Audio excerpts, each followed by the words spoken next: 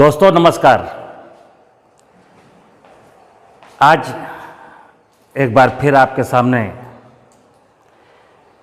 विषय है आज का कृषि। और वर्तमान में तो आप देख ही रहे होंगे कि हमारे देश की नीतियां परंपरागत कृषि, प्राकृतिक कृषि, जैविक कृषि, ऐसी बातें चल रही हैं। मित्रों, आप सभी लोग इतिहास पढ़े होंगे और नहीं भी पढ़े होंगे तो अपने पूर्वजों के द्वारा ऐसा सुना है हमने कई बार कि जहां डाल डाल पर सोने की चिड़ियां करती हैं बसेरा, वो भारत देश है मेरा। यानी कि एक जो ये गाना है वो क्या कहता है, ये सिद्ध करता है कि किसी जमाने में 17वीं शताब्दी के पहले यानी 17वीं शताब्दी तक जो भारतवर्ष की अर्थव्यवस्था थी वो दुनिया की सबसे बड़ी अर्थव्यवस्था के रूप में थी। हमारे देश को पुरोहित राष्ट्र, विश्व गुरु, सोने की चिड़िया वाला देश ऐसा कहा जाता था। तो आज का जो मेरा विषय है खेती में मिट्टी का और खेती में गौ वंश का योगदान।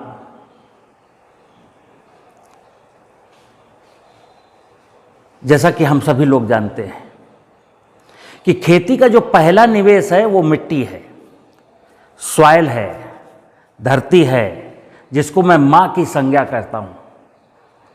धरती को मां के नाम से पुकारता हूं, उसका पैर छूता हूं, उसकी मिट्टी अपने माथे पर लगाता हूं।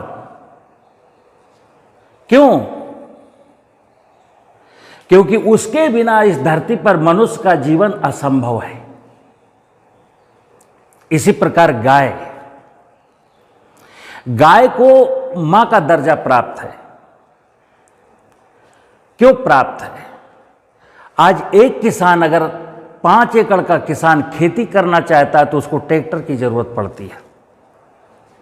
और आज की तारीख में जो ट्रैक्टर की कीमत है वो 7-8 लाख रुपए है। फिर उसके कृषि यंत्र अगर वो खरीदने चलता है तो 2-3 लाख रुपए के उसके कृषि यंत्र आते हैं। जबकि हमारे देश की खेती 70 साल के पहले आप जाएंगे तो संपूर्ण खेती बैल पर आधारित थी। किसी ने कहा है, विदेशी आक्रांता ने, कि भारतवर्ष में दूध और दही की नदियां बहती हैं। ये झूठ नहीं है। आज क्या वजह है कि हमारे देश में बहुत से गरीब किसान आत्महत्या के लिए मजबूर होते हैं? एक विषय आपको और सोचना है। जैसा कि हमारे बहुत से देश के बहुत से लोग जब देश की खेती की खुशहाली की, तरक्की की जब तुलना करते हैं तो 1947 से करते हैं। 1947 के पहले देश नहीं था हमारा। तो वो 1947 की तुलना में कहते हैं कि 1947 में मेरे देश का खाद्यान्न उत्पादन मात्र 50 मिलियन टन था। और ये देखिए साहब, आज रासायनिक और मैकेनाइज्ड फार्मिंग की बदौलत आज हमारे देश का खाद्यान्न उत्पादन 350 मिलियन टन हो गया। अब यही हम सब लोग सुन लेते हैं तो कहते हैं नहीं नहीं, वेट बहुत अच्छा है और ये जो खेती के तौर तरीके हैं वो बहुत अच्छे हैं। मैं आपको एक तरफ ले चल रहा हूं, एक विषय की ओर। जरा विषय समझना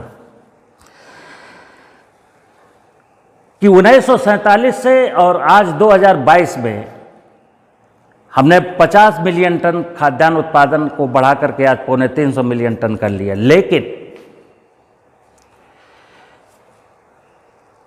मिट्टी की उर्वरता, 1952 से हम मिट्टी की जांच लगातार करते चले आ रहे हैं और 1952 और 60 यानी 50-60 के दशक में हमारे देश की भूमियों में जीवांश कार्बन, औसत जीवांश कार्बन 0.52% था। आज घट करके 0.3 औसत बचा है। भूगर्भ जल स्तर 30 से 40-50 फुट पर था, आज भूगर्भ जल स्तर 80 से 200 फीट पर पहुंच गया है। हमारे देश में जंगलों का एरिया जो है 27% था, आज घट करके 7% बचा है। कहीं तितली नहीं दिखती, मधुमक्खी नहीं दिखती, केंचुआ नहीं दिखता, चिड़िया नहीं दिखती, मेंढक नहीं दिखता, कहीं जलाशय नहीं है, मछली नहीं है, जलचर कुछ नहीं है। तो आज की जो खुशहाली है, तरक्की है, प्राकृतिक संसाधनों को और जैव विविधता को लूट करके हमने एक कीर्तिमान स्थापित किया है। हर व्यक्ति बीमार है, हर व्यक्ति असहाय है, अस्पतालों में भीड़ लगी हुई है। शायद इसीलिए 2000 से मेरे देश में जैविक कृषि, प्राकृतिक कृषि की बातें शुरू हुई और कारण एक ही है कि फसलों की बढ़ती उत्पादन लागत को कैसे कम किया जाए, किसानों की आमदनी को कैसे बढ़ाया जाए, जहर युक्त भोजन खाकर के जो मनुष्य अस्पतालों की ओर जा रहा है उसको कैसे रोका जाए, देश की भूमि की उर्वरता को कैसे बढ़ाया जाए, बायोडाइवर्सिटी को कैसे अच्छा किया जाए, ये सब विषय सोच करके प्राकृतिक कृषि का विषय आया। अब बात जो मेरा विषय है, विषय ये है कि आज प्राकृतिक कृषि की ओर ले जाने वाले लोग, प्राकृतिक कृषि की बात करने वाले लोग गुड्डे गुड़िया का खेल खेल रहे हैं। मिट्टी की उर्वरता की कोई बात ही नहीं है। और जबकि जब सॉइल के बारे में हम पढ़ते हैं तो कहते हैं कि 6 इंच, जिस 6 इंच की गहराई पर मैं खेती करता हूं, यानी ऊपरी सरफेस पर, उसको बनने में करोड़ों वर्ष लगते हैं। जिस मिट्टी को बनने में करोड़ों वर्ष लग गए, उस मिट्टी को मैंने 50 साल में ही बर्बाद कर दिया। मिट्टी मेरी मां है, धरती मेरी मां है। अब अगर किसी के दिमाग में धरती की उर्वरता आ गई और वो कहता ठीक है, धरती की सेहत को सुधारते हैं, तो धरती की सेहत को जब सुधारने की बात होती है तो क्या करते हैं? आज की तारीख में कहते हैं रासायनिक उर्वरकों का प्रयोग धीरे धीरे घटा दो और बायो फर्टिलाइजर का और जैविक उर्वरक खादों का प्रयोग धीरे धीरे बढ़ा दो। हमें पता है कि सॉइल के बनने में कौन कौन से कारक हैं, मिट्टी उपजाऊ कैसे बनती है। एक तरफ रोटावेटर जैसे कृषि यंत्र आ रहे हैं, हम केंचुए की तारीफ करते हैं, केंचुए को किसानों का मित्र, खेती का मित्र बताते हैं, वर्मी कंपोस्ट की योजनाएं चलाते हैं, और रोटावेटर से अगर किसी किसान के खेत में केंचुआ बच भी गया हो तो रोटावेटर से उसको मारने का प्रयास करते हैं। और अगर रोटावेटर से नहीं मारते हैं तो दीमक के नाम पर क्लोरोपाइरीफास, दीमक को मारने के लिए क्लोरोपाइरीफास डाल करके दीमक को मारते हैं, केंचुआ भी मरता है। यही नहीं, जैव उर्वरकों के प्रयोग की बात करते हैं और फिर भूमि शोधन के नाम पर उसमें जहर डालते हैं। जब किसी रसायन से केंचुआ और दीमक मर सकता है तो सूक्ष्म जीवों की क्या हैसियत है। तो मित्र, मुद्दा है आज के यानी आज़ादी के पहले जाने का। 17वीं शताब्दी में हमारे देश की कृषि का इतिहास, भूगोल खंगालने का कि 17वीं शताब्दी में जब भारत की अर्थव्यवस्था दुनिया की सबसे बड़ी अर्थव्यवस्था थी, जब भारत को पुरोहित राष्ट्र कहा जाता था, जब भारत में दूध दही की नदियां बहती थीं, जब भारत को सोने की चिड़िया कहा जाता था, उस समय भारतवर्ष की धरती का इतिहास और भूगोल और संस्कृति क्या थी, उस संस्कृति से परिचय करा रहा हूं। आज बहुत से लोग गाय को बचाने के लिए जीरो बजट खेती की बात करते हैं। भारतीय प्राकृतिक कृषि पद्धति की बात करते हैं। पद्धति बुरी नहीं है, गौमूत्र में अद्भुत क्षमता है, गोबर में भी अद्भुत क्षमता है, लेकिन कब? जब गाय का परिवेश हो, जब बैल से खेती होती हो। बेशक आज किसान को बताइए कि गौमूत्र और गोबर से हम जीवामृत, बीजामृत, घनामृत बना करके और 5 एकड़ की, एक गाय से 5 एकड़ की खेती कर सकते हैं, लेकिन कोई भी किसान, देश का कोई भी किसान जीरो बजट खेती करने के लिए गाय नहीं पालेगा। क्यों नहीं पालेगा? पहले गाय पालते क्यों थे? तो पहले देश का किसान गाय इसलिए पालता था कि गाय बछड़ा देगी, वो बछड़ा बैल बनेगा और मेरे खेती के काम आएगा।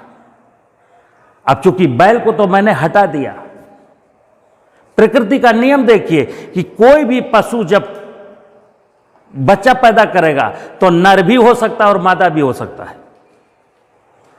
तो गाय अगर बछिया पैदा करेगी तो ठीक है, चलो हमें को खुशी हुई कि चलो अच्छा है, ये भी दूध देगी।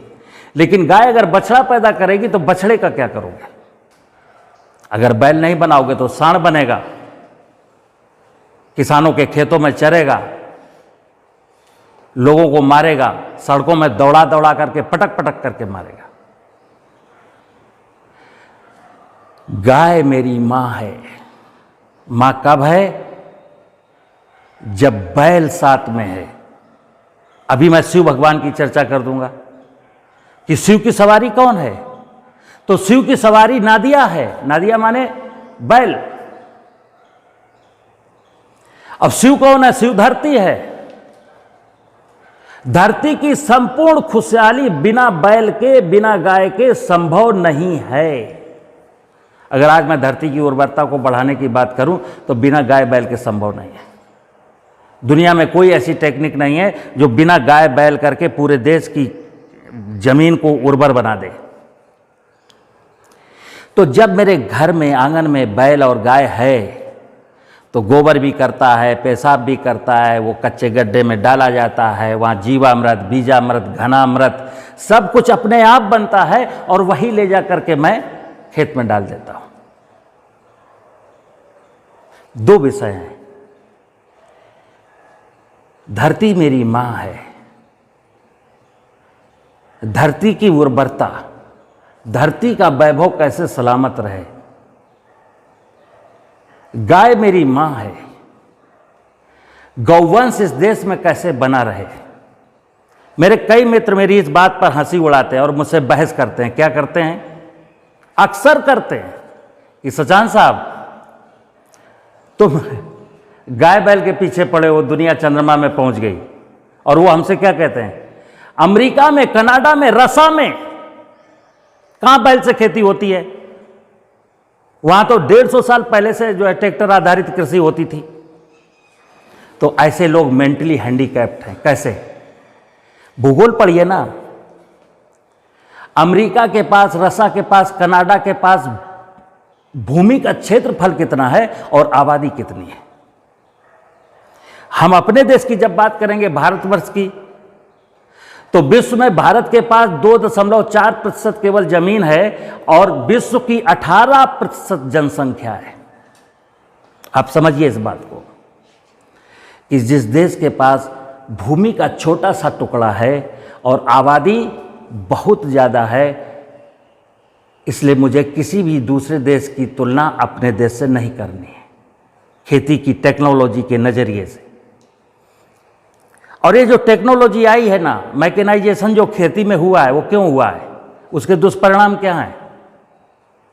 दुष्परिणाम ये हैं कि गांव में बेरोजगारी की समस्या है। आज अधिकांश काम तो मशीन से हो जाते हैं। अब गांव का भूमिहीन कृषक, भूमिहीन परिवार अपनी रोजी रोटी कैसे चलाए? ये मैकेनाइजेशन का परिणाम है कि देश की आधी आबादी से ज्यादा को 2 रुपया किलो या फ्री में अनाज बांटना पड़ता है। 70 साल पहले तो किसी को मुफ्त में अनाज नहीं बांटना पड़ता था और कहीं कुछ नहीं था, सब कुछ ठीक था। फिर लोग कह देंगे नहीं, 1947 में तो लोग भूखों मरते थे। तो मैं 1947 की बात ही नहीं करता हूं, मैं 17वीं शताब्दी की बात करता हूं। और आज अगर देश को फिर आगे जाना है, देश को खुशहाली की ओर आगे जाना है, तो 2-3-4 कामों पर बहुत गंभीरता से विचार करने की जरूरत है। नंबर 1 कि हमारी जमीन की उर्वरा शक्ति कैसे बढ़े।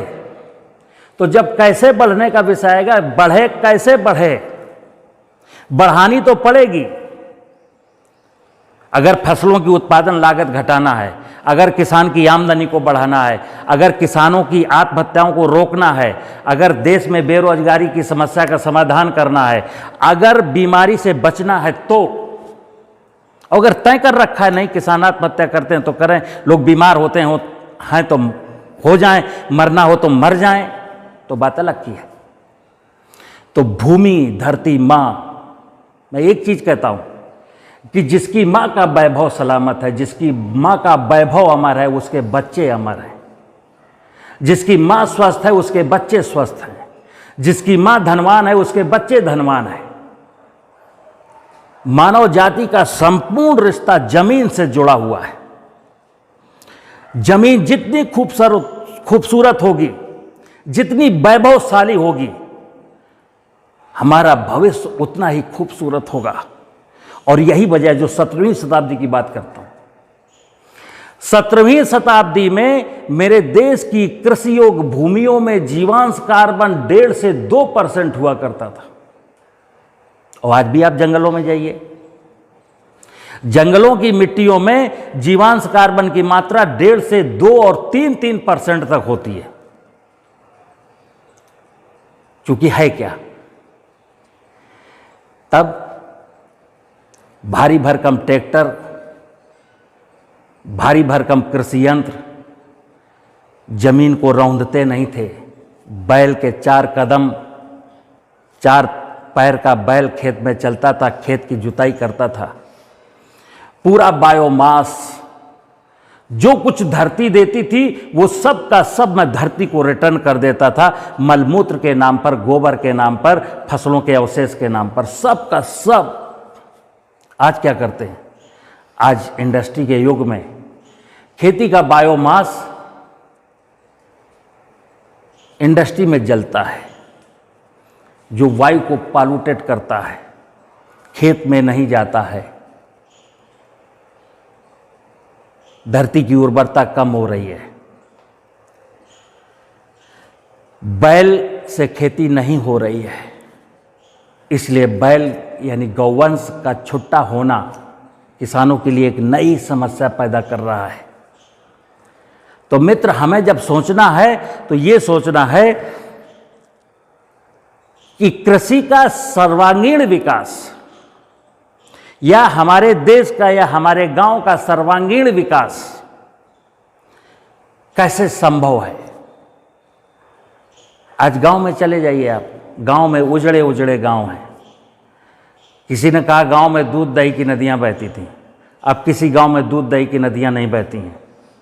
बेशक गांव में कुछ लोग पशु पालते हैं, लेकिन दूध नहीं पीते, मट्ठा नहीं पीते, दही नहीं खाते, घी नहीं खाते। मैं अपने गांव में जाता हूं जिसके पास 3 भैंसें हैं, उससे पूछता हूं कि घी आपके पास हो तो हमको दे दीजिए।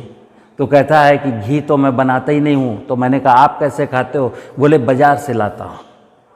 यानी दूध बेचता है और घी बाजार से लाता है। तेरा वैभव अमर रहे मां, हम दिन 4 रहे न रहे। कौन माँ? तो ये जो 3 माताएं हैं ना, सबसे पहले कहते हैं धरती मेरी आध्यात्मिक माँ है, वैदिक माँ है। धरती के बिना, अगर धरती ना होती तो, अगर धरती बंजर हो जाए तो, अगर धरती की उर्वरता बढ़ जाए तो, धरती तो है लेकिन धरती बंजर है तो मैं मर जाऊंगा। धरती की उर्वरता बेहतरीन है तो मेरा जीवन आनंद में कटेगा, और धरती नहीं है तो मेरा अस्तित्व ही नहीं है। मैं बार बार कहता हूं, ये कृषि विज्ञान का, अर्थशास्त्र का विषय नहीं है। कृषि विशुद्ध रूप से दर्शन शास्त्र का विषय है। कृषि में हमारी सनातन संस्कृति की झलक है। कृषि ही एक ऐसा विषय है जो कहती है सर्वे भवन्तु सुखिनः, सर्वे सन्तु निरामया, सर्वे भद्राणि पश्यन्तु मा कश्चित् दुःखभाग् भवेत्। जो सबके स्वास्थ्य की, खुशियों की कामना करती, वो कृषि है। आज की कृषि क्या है? दीमक को मार डालो, मधुमक्खी को मार डालो, तितली को मार डालो, चिड़िया को मार डालो, गाय को मार डालो, पड़ोसी को भी मार डालो। हाउ टू अर्न मनी, हमको धन मिलना चाहिए, धरती को मार डालो, बायोडाइवर्सिटी को मार डालो, धरती के भूगर्भ का पानी लूट लो, सब कुछ लूट लो, अमीर बन जाओ, और फिर अस्पताल में वेंटिलेटर में जाके मर जाओ। मित्र, इन बातों पर मुझे विचार करना है। अगर मेरी वीडियो आपको अच्छी लगती है, अगर आप चाहते हो कि किसान आत्महत्या ना करे, अगर आप चाहते हो कि मेरे बच्चों का उज्जवल भविष्य हो, तो बार बार एक निवेदन करता हूं। आपको क्या जाता, मैं तो गला फाड़ता हूं। आपको ऐसी वीडियो को आगे बढ़ा देना है, कुछ नहीं करना, आगे बढ़ा देना है। नमस्कार।